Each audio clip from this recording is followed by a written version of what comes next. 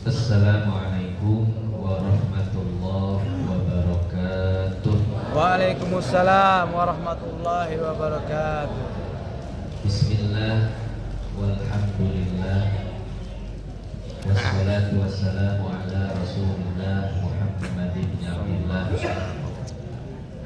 wa ala alihi wa sahbihi wa man wala amma ba'du. Qala ta'ala qalu subhanaka la ilma lana illa ma 'allamtana innaka antal alimul hakim.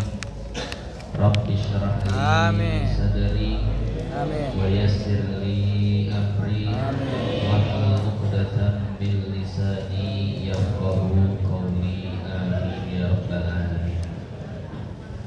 Yang sama-sama kita hormati dan kita muliakan Shahibul Bait Bapak Haji Omin beserta keluarga, yang sama-sama kita doakan mudah-mudahan beliau-beliau senantiasa diberikan kesehatan oleh Allah, Amin. dipanjangkan umurnya, Amin. serta diberikan keberkahan di dalam usahanya. Amin.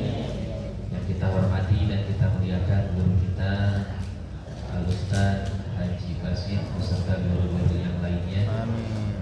para orang tua, para tokoh masyarakat, para sesepuh yang mohon maaf tidak bisa disebutkan satu persatu namanya, namun tidak mengurangi rasa hormat dan ta'zim saya kepada beliau-beliau semua. Hadirin hadirat yang dimuliakan Allah, di pagi hari yang mulia ini tiada kata yang pantas terucap dari mulut kita melainkan untayan puji serta syukur kita kepada Allah Subhanahu wa taala. Oleh karena Allah Subhanahu wa taala masih memberikan kepada kita berbagai macam nikmat-Nya, Amin. terutama nikmat iman, nikmat Islam serta nikmat sehat wal afiat.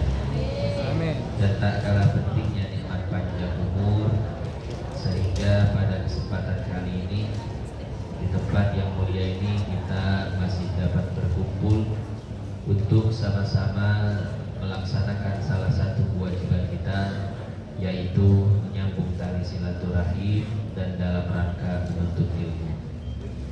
Oleh karenanya, mari dengan penuh rasa syukur sama-sama kita ucapkan kalimat hamdalah. Alhamdulillahirabbil alamin.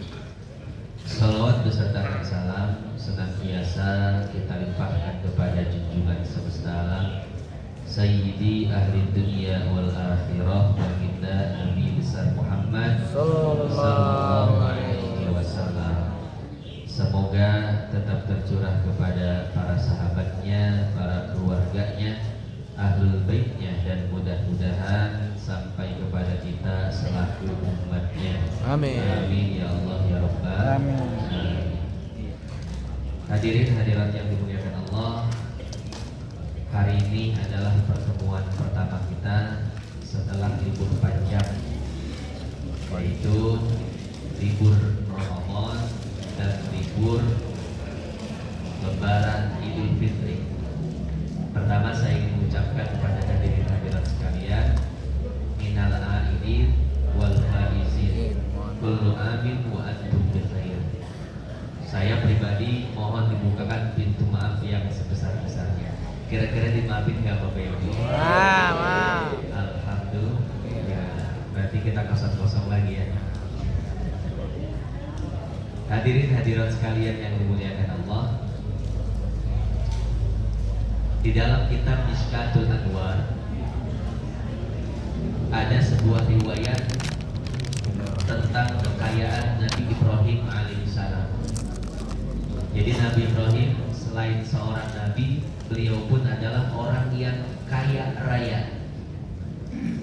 Dari ternak saja beliau memiliki 1000 ekor domba, kemudian 300 ekor sapi dan 100 ekor unta.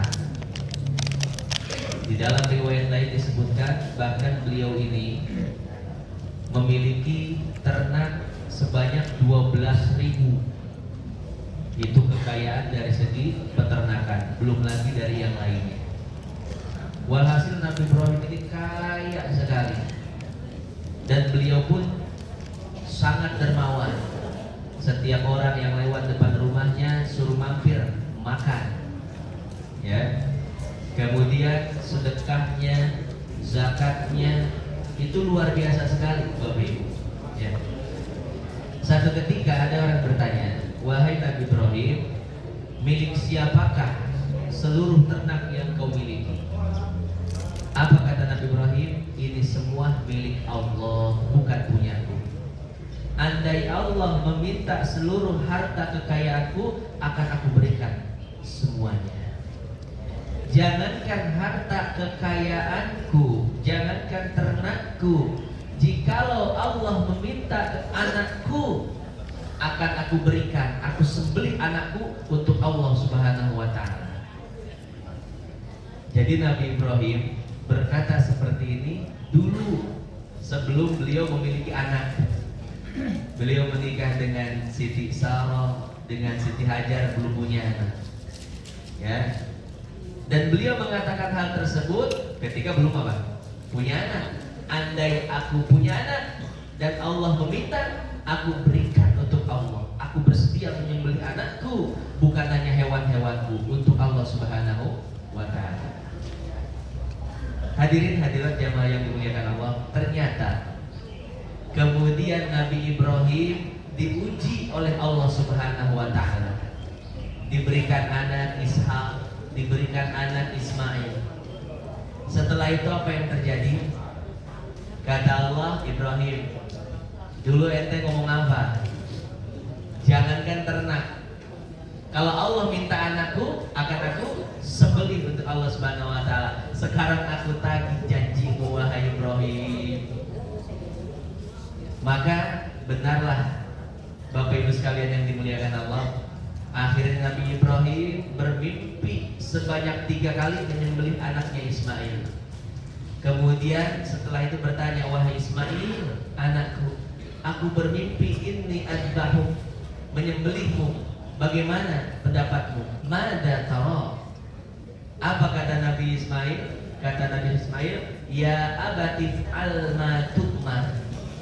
Wahai ayahku, laksanakanlah perintah Allah Subhanahu wa ta'ala. Niscaya engkau akan mendapatiku sebagai anak yang sabar. Akhirnya Bapak Ibu, sebagaimana kita tahu, Nabi Ibrahim ketika itu akan menyembelih siapa? Anaknya, Nabi Ismail alaihi salam.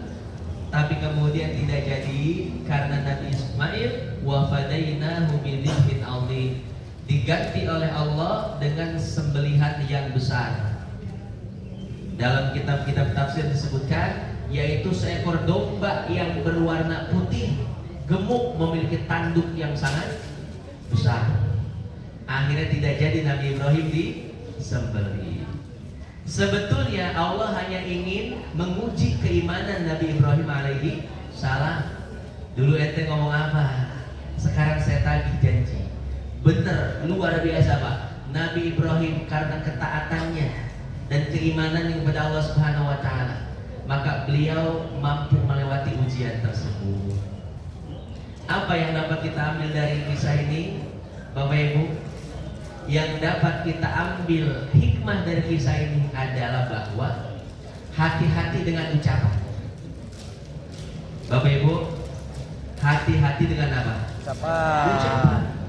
Ucapan itu seperti bumerang yang ketika kita lempar, maka dia akan berbalik menyerang kita. Nabi Ibrahim yang mengucapkannya karena Allah saja masih diuji oleh Allah. Kan Nabi Ibrahim mengucapkan itu bukan karena ujub dan takabur, Bapak Ibu. Naudzubillah. Nabi Ibrahim seorang nabi yang maksum, hatinya bersih. Beliau mengatakan, jangankan hewan sembelihan, Allah minta anak, aku akan sembelih untuk Allah. Mengatakan seperti itu bukan karena ujub, bukan karena ria, bukan karena pamer keimanan ketaatan, tapi karena memang benar-benar besarnya keimanan yang ada di dalam hati Nabi Ibrahim, tapi masih diuji oleh Allah. Hati-hati Bapak Ibu dengan ucapan. Terkadang kita mengucapkan sesuatu yang memang bersumber dari ujub, ria. Kita diberikan taufik oleh Allah Subhanahu wa ta'ala.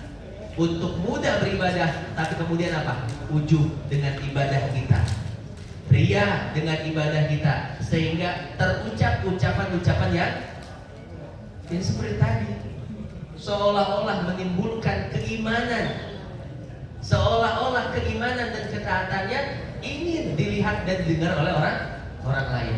Hati-hati ya ibu dengan ucapan. Waktu usahanya belum gol, bilang Pak Ustadz, jangankan si Arfi buat Ustadz, asik. Ya, rumah gedong saya bangunin buat Ustadz. Itu ketika usahanya apa? Belum gol. Ketika cair ratusan miliar, wah, ganti nomor apa Ustadznya hati-hati ya Bapak Ibu dengan ucapan, karena dia seperti bumerang yang ketika dilempar maka akan balik menyerang kepada yang melempar. Maka saya jadi teringat dengan sebuah hadis yang sangat luar biasa. Ini riwayat Tirmidzi. Apa kata Nabi? Man ayyara akhahu bidzambin lam yamut hatta ya'mal. Siapa orang yang merendahkan saudaranya lantaran saudaranya itu melakukan sebuah dosa, maka orang yang merendahkan itu tidak akan mati, melainkan akan melakukan dosa yang sama. Di tempat saya, ya masih Cikarang, saya ngaji di Cikarang juga ini. Pokoknya masih daerah Cikarang. Ada seorang ibu, ketika tetangganya itu anaknya menikah muda, lulus SMA langsung apa? Nikah. Langsung diomong-ngomongin, apaan itu? Lulus SMA belum kerja langsung nikah, nanti nyusahin orang tua, nanti rumah tangganya nggak bener dan lain sebagainya. Dia merendahkan siapa? Seseorang, ya Bu ya, karena anaknya menikah di usia muda yang menurut dia tidak baik, belum punya kerjaan kok nikah, belum apa kok berani kawin, resiko besar. Akhirnya Bu, ini dia ngomongin sama orang tuh, jangan kayak si Anu, nikah muda, orang tua pusing dan lain sebagainya. Akhirnya apa yang terjadi? Ternyata apa yang dialami oleh tetangganya itu dialami juga Bu. Satu ketika anaknya besar, lulus SMA langsung minta kawin. Akhirnya pusing, stres, ini bagaimana ya? Kok anak saya minta kawin gitu ya? Kok anak saya minta kawin? Hati-hati. Kenapa? Apa yang kita alami saat ini barangkali berasal dari ucapan-ucapan kita untuk merendahkan orang lain. Maka hati-hati Bapak Ibu. Kalau kita melihat rumah tangga seseorang, sudah diam, gak usah banyak komentar dengan rumah tangga orang. Kita melihat status ekonomi orang turun bermasalah, diam, gak usah ngomongin. Karena apa yang menimpa mereka bisa jadi saja menimpa siapa? Kita. Man ayyara akhahu bidzambin lam yamut hatta ya'mal. Siapa orang yang merendahkan orang lain karena lantaran orang tersebut berbuat kesalahan, bahkan berbuat dosa, lihat, dia tidak akan mati, melainkan dia akan melakukan kesalahan yang sama. Nah ini biasanya yang ngalamin ini ibu-ibu nih Bu. Ya Bu ya. Oh, mana nama tukang kawin wae ta, mana nama ta? Wah. Isukana salakina minta kawin deui.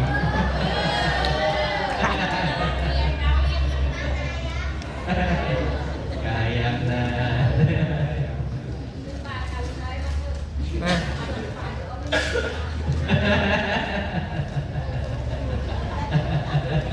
Masya Allah ya. Nah jadi seperti itu ya Bapak Ibu. Jadi dari kisah ini ada hikmahnya, hati-hati dengan ucapan. Ucapan itu seperti bumerang yang ketika kita lemparkan pada orang lain, maka sesungguhnya dia berbalik menyerang kita yang melemparnya. Nah jadi seperti itu. Biasa itu cerita sebelum kita memasuki pembahasan ya. Sekarang kita akan memasuki pembahasan